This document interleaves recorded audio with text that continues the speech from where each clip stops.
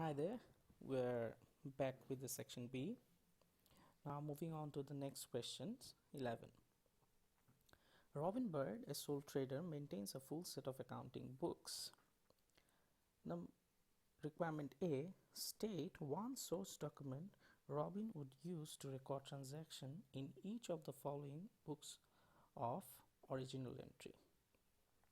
Now to do that we need to know what are the books of original entries, individual documents, source documents. So cash book documents, we can write checkbook,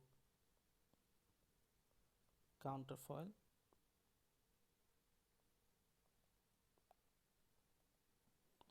petty cash book, this will be the voucher,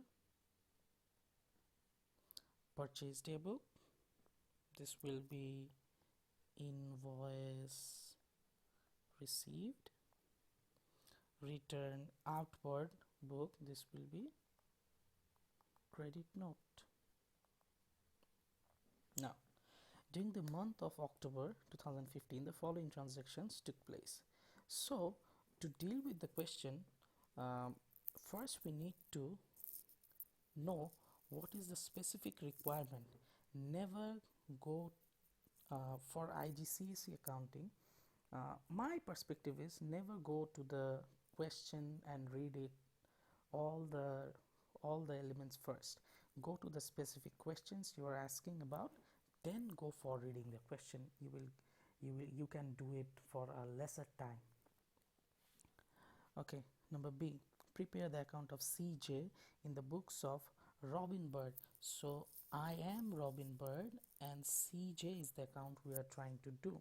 So first of all we need to find out whether CJ is my accounts receivables or accounts payable. So for the month of October, the balance of the account at that date and bring the balance down on 1st November 2015.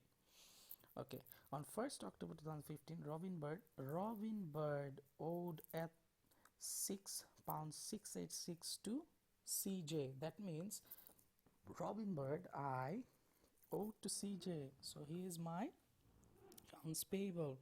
So on 1st October, first and foremost, write down the BD 686. Then move on to the questions where transactions only related with the CJ. This one. Okay, bought goods on credit from J, so purchase debit and CJ credit.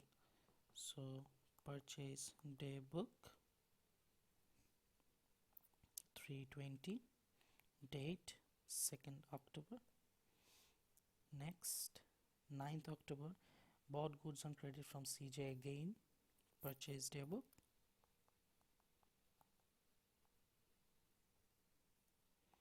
494, 9th October. Next, returned goods to, so the journal entry will be CJ debit, return outward credit or purchase return.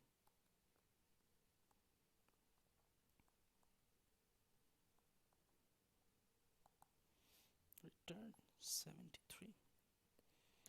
Next 21 is a bit tricky. Paid CJ the balance owing on his 1st October. So what was the amount we owe to him? 686.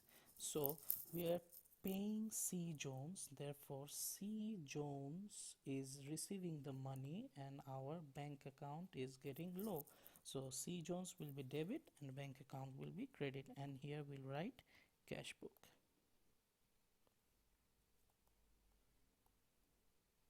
The date is 21st October.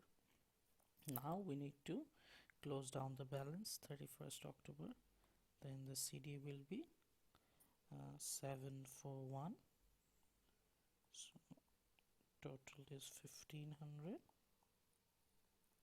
So don't forget to carry down the balance BD, because sometimes it carries marks, sometimes they don't give, so It's better to be safe.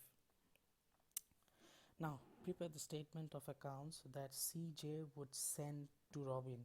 That means we are trying to work for the CJ now. What type of statement that Robin Bird will send us? Okay. Okay. So we can write something like, first, according to CJ, my name, Robin Bird,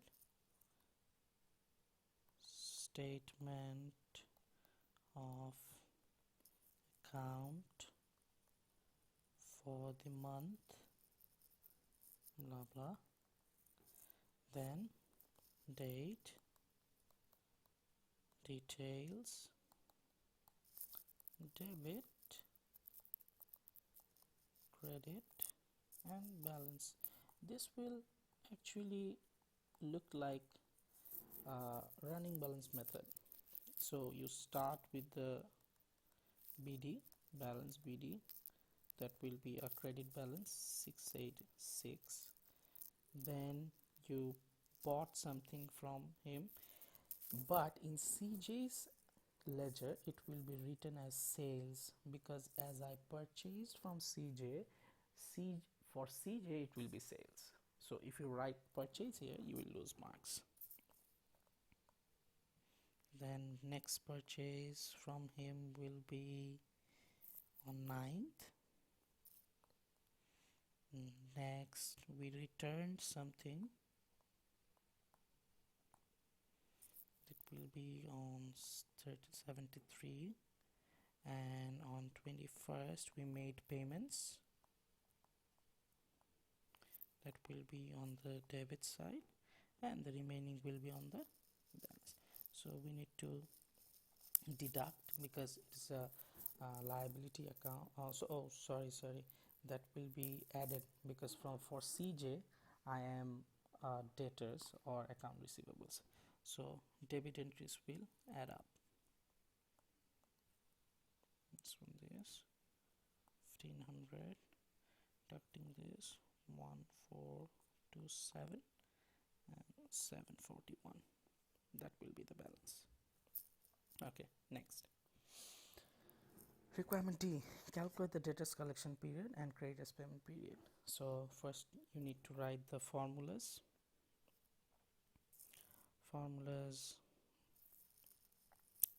Debtors divided by sales into 365. So we are finding it in terms of days. Okay, so debtors, it's in days, it's written here. So debtors are 45,000 and sales will be 252,693 into 365. That will give, let me calculate it first. 65 days. Next, creditors payment period is accounts payable divided by credit purchase into 365 days. So the creditors will be 32,600 divided by purchase 237980 65. That will give around 50 days. Okay, next. Number E, using our answers to D, evaluate the effects of the business's liquidity of the debtors collection period and the creditors payment period. So the question, what the question is asking, the effect on the business liquidity. That means what will be the effect of these two ratios on your business liquidity. So we know that liquidity basically gives you the idea of the ability of the business to pay its current debts. So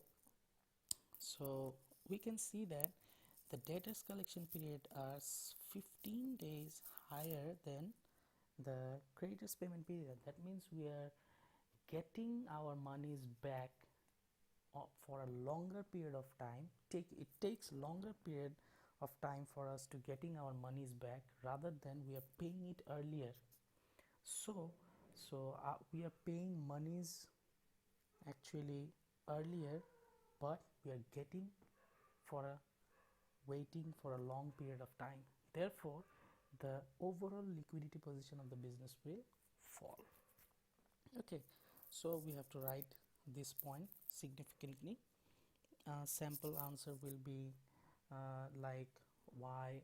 You can give the definition of the liquidity first and then go for the ratios you have calculated and state the ratios. Then you can give your point that we are taking longer time to receive money and we are taking lesser time to pay our debts. So therefore the overall liquidity of the business will fall. Okay, that's all for the theory part.